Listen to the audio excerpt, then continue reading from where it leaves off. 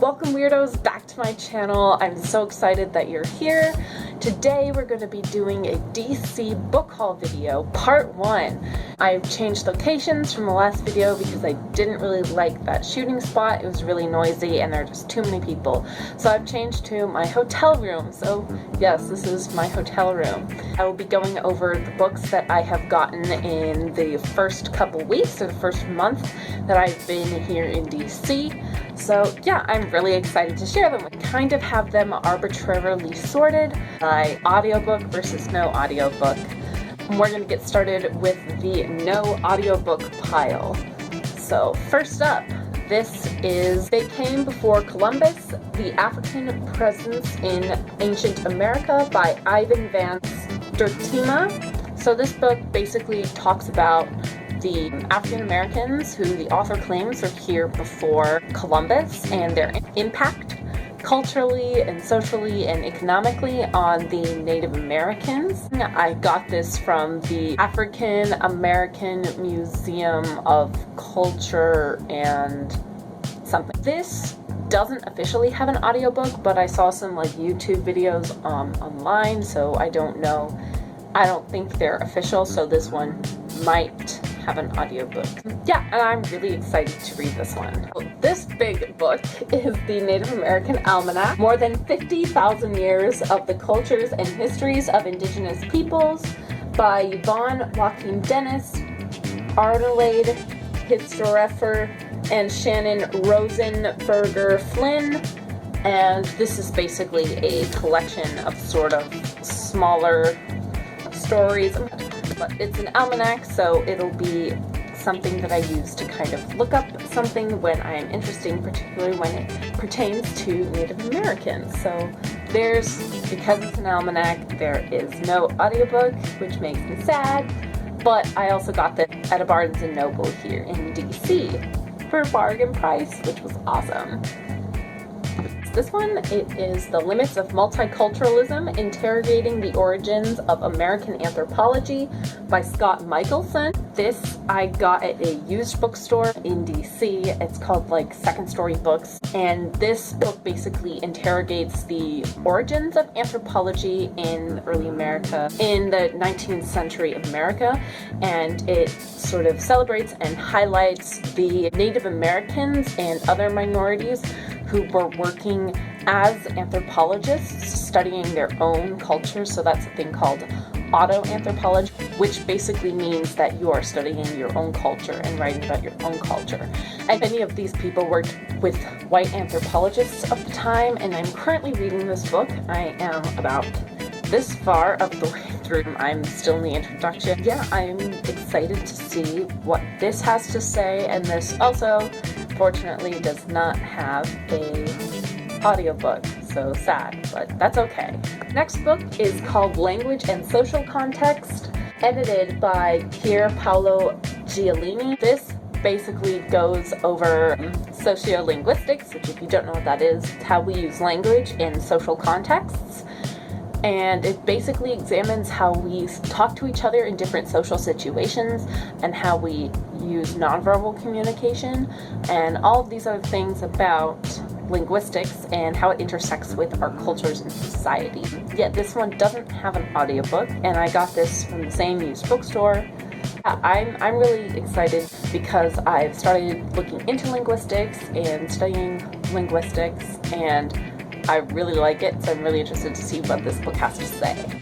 This bad boy is called The War of Sex. This is by David M. Halpern and Trevor Hope, and this, as you could probably imagine, is about how sex is still criminalized and discriminated against in our society and how it affects different people. And when I say discriminatized and criminalized, I mean more in terms of how we stigmatize it as a culture and how sex work is often criminalized and is still illegal in many parts. So I'm really excited to read this. It's kind of heavy to hold up. There is no audiobook, and again, I got this at a used bookstore. Next, we have Scandalous Women, The Lives and Loves of History's Most Notorious Women by Elizabeth Curie Mahon. I have read this book, and You guys should look forward to seeing a review of this come out soon. I got this at the same used bookstore that I got The Limits of Multiculturalism from.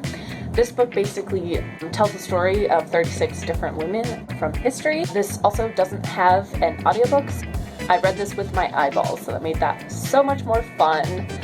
So yeah, I am really, really excited to talk about this book, and I have a lot of feelings about this book, so look forward to that review.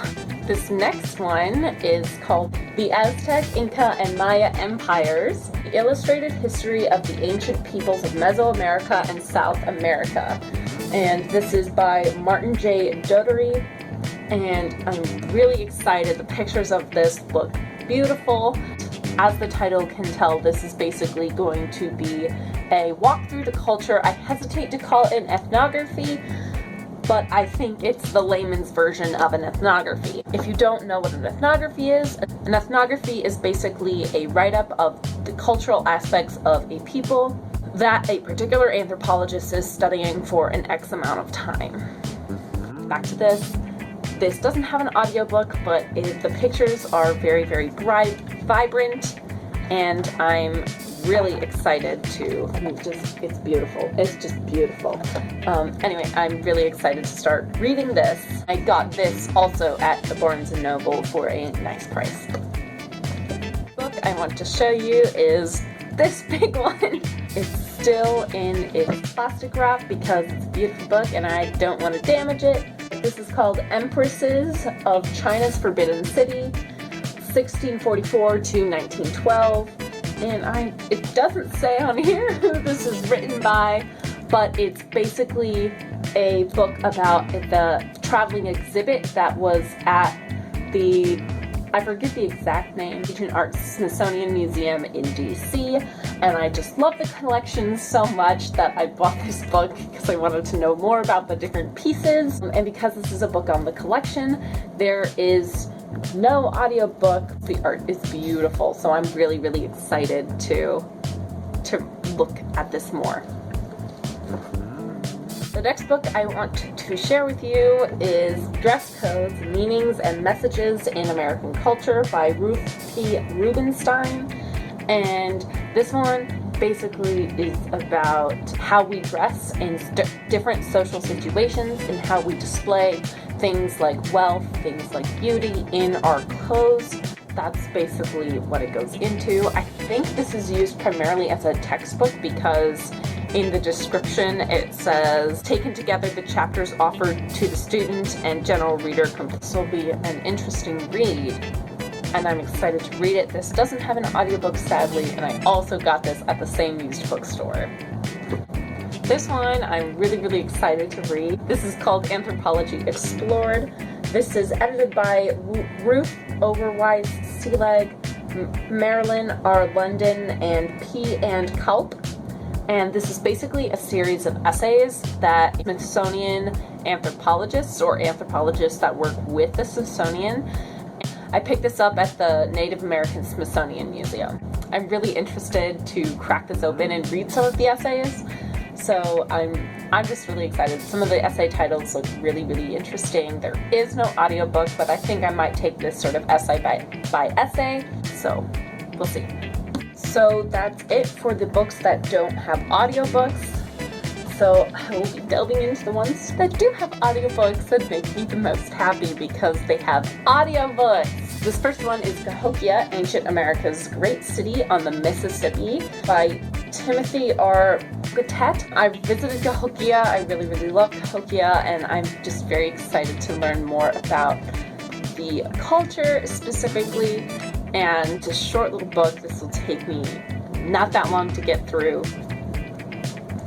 This does have an audiobook, and I got this also at the Native American Smithsonian Museum in DC, and I'm really excited because I think this is going to be closer to an ethnography because Timothy R. Cortes is an anthropologist, but we'll see. This next book I picked up because I know that my library Overdrive account has this in audiobook, and If you don't know, my library from back home has a really sad collection of audiobooks, at least on overdrive. So I was really excited when I could pick this book up. And that book is Cleopatra Alight by Stacy Schiff. It's won the Pulitzer Prize. Very fancy. I'm really excited to read this with the audiobook that I can download from my library. It tells a story of Cleopatra, the very famous last pharaoh of Egypt. I find Cleopatra fascinating, so I'm really excited. And I got this one from a used bookstore, and it does have an audiobook, and I'm really excited to get my hands on it. This next book I want to show you is called 1421, The Year China Discovered America. This is by Kevin Menzies, and this book explores the evidence that these boats, this fleet, actually made it all the way to the Americas. So yeah, it's a good thick book. I'm very excited to read this because I'm very curious to see another different point of view about first contact with the Americas. So this does have an audiobook, and I got this from Kramer Books and Afterwards, which is a very popular book shop in DC. Highly recommended. They have a pride flag out there, which we love that here. So yeah, if you're ever in DC and need a good bookstore, go to Kramer Books. This next book is a book that I've been wanting to get my hands on for years, and that's Guns, Germs, and Steel, The Fates of Human Societies by Jared Diamond. And before I bought this book, I thought it was just going to focus on Native Americans and how guns, germs, and steel facilitated many of the downfalls of those civilizations. But as I started reading it, I did start reading it, I am a little bit into it. I found that it doesn't just focus on one continent, it focuses on the entirety of human history, which is really interesting, and I'm very excited to see how that all intersects and how he writes about this. And this does have an audiobook, and this is the second book, the last book that I got from Kramer Bookstore in DC, and yeah, I'm so happy I was able to get my hands on a copy of this. This next book that I have to share with you is called The Ugly Renaissance: Sex, Greed, Violence, and Depravity in the Age of Beauty. This is by Alexander Lee, and it goes through some of the more depraved behaviors and some of the more scandalous, juicy secrets that were happening at the time of the Renaissance. And I got this from the Art Museum at the National Mall. There's so many art museums in DC, I can't keep them straight, but this is the one by the National Mall that has two buildings, the East and the West building. I think it's called like the National Art Museum or something. I don't know. But this does have an audiobook, and I'm very excited to read more about the scandals of the Renaissance. This next book that I am going to show you is called Before the Dawn: Recovering the Lost History of Our Ancestor by Nicholas Wade. This basically talks a lot about human evolution and talks about human nature and how that connects with genetics. And I was really excited to pick this book up because I took a biological anthropology class my first year at university, and I loved the class. I still have the textbook. I was just really excited to read more on the subject. And this does have an audiobook, and I also got it from a used bookstore. Yeah, so very excited to read more about this. The next book I got is called When Montezuma Met Cortes: The True Story of the Meeting That Changed History by Matthew Restall. And I've always been really fascinated about Aztec, their culture, and the downfall and the end of their civilization. And I'm just really excited to read more about this, and I'm very curious as to what this has to say about La Malinche's role in it. If you don't know who she was basically Cortes's translator / mistress. Her name in Mexico currently is synonymous with being a traitor or bitch or whore. So very excited what this book has to say. about it. This does have an audiobook, and I bought this from the Native American Smithsonian Museum in DC, and I'm very, very excited. Next book I have to show you is Duel with the Devil, the true story of how Alexander Hamilton and Aaron Burr teamed up to take on America's first sensational murder mystery. Oh, they covered up his name. What the frick? This is by Paul Collins. If you don't know, this is going to be about Alexander Hamilton and Aaron Burr's relationship. They have a very interesting relationship that spans almost all of Alexander Hamilton's time in America. I really like learning about Hamilton. He is one of my favorite founding fathers, primarily because I think a lot like him, and he is very, very bisexual. If you didn't know, Alexander Hamilton wasn't just in America's first murder mystery, but he was also in America's first major sex scandal. So yeah, if you want to know more about that, let me know. I'll make a video or something. This does have an audiobook, and I also got this from a Barnes & Noble. The next book I'm going to show you is Infamy, the shocking story of the Japanese-American internment in World War II.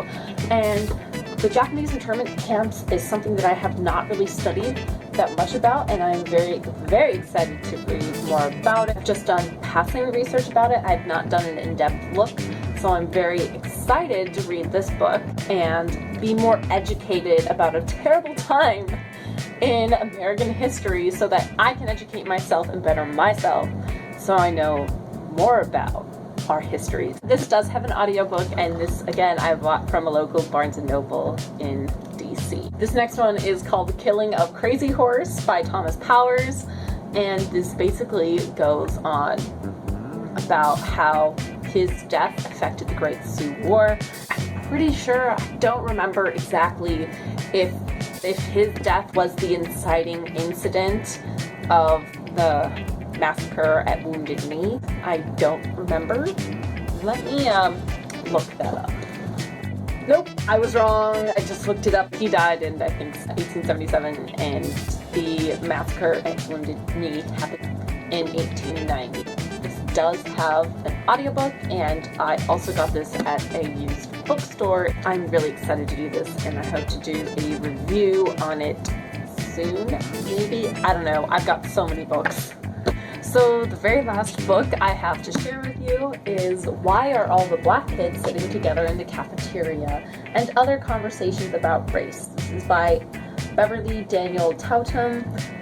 This basically attempts to dissect why in our seemingly integrated society we still have all of these divisions where we don't have Black and white Latino kids all mixing together and sitting with each other in the cafeteria. I picked this book up because I feel like this is very similar to something that I personally experienced in my life growing up. This does have an audiobook, and I also got this from the African American Smithsonian Museum. I am very, very excited to dissect these issues, better educate myself. Thank you everyone for sitting through this book haul with me. I have no idea how many books I showed you, but I am so excited to get into reading all of them. I want to sincerely apologize if I mispronounced any names of the authors or the books that I was showing you. That was not done intentionally. I just cannot decode words that I've never seen before.